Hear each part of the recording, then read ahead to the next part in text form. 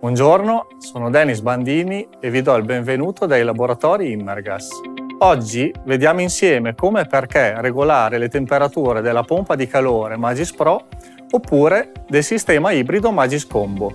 Ogni impianto termico produce acqua calda per due diverse funzioni: per riscaldare l'impianto d'inverno oppure per produrre acqua calda sanitaria per la cucina o per la doccia tutto l'anno.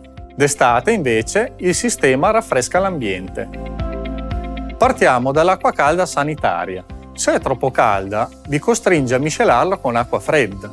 Ovviamente è un inutile spreco di energia. La temperatura ideale è tra i 45 e i 50 gradi. Il consiglio è di non superare i 50 gradi perché le temperature più alte favoriscono le incrostazioni di calcare. Per alzare o abbassare la temperatura, agite sul tasto più o meno qui sul cruscotto e poi tasto Mode per confermare. Se invece avete il pannello di controllo remoto di zona, premete il tasto menu fino al set point sanitario.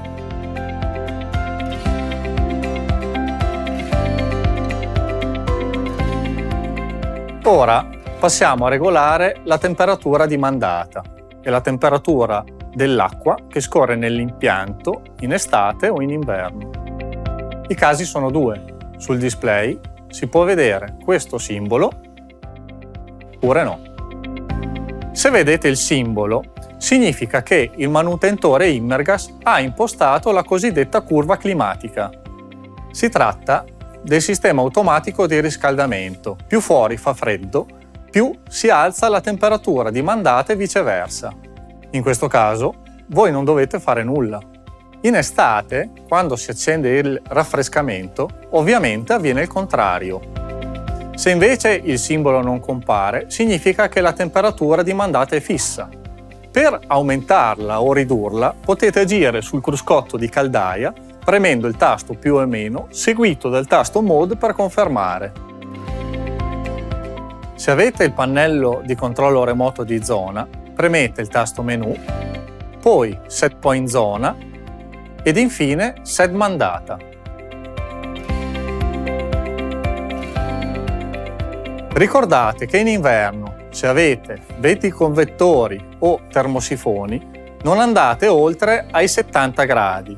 Anzi, l'ideale è tenere una temperatura che va dai 50 ai 65 gradi. Per gli impianti a pavimento, la temperatura consigliata va dai 30 ai 40 gradi, mai oltre i 50. In estate, se avete i venticonvettori, il consiglio è di tenere una temperatura attorno ai 10 gradi. Se invece avete un impianto a pavimento, la temperatura di mandata consigliata va dai 17 ai 20 gradi. Grazie per l'attenzione.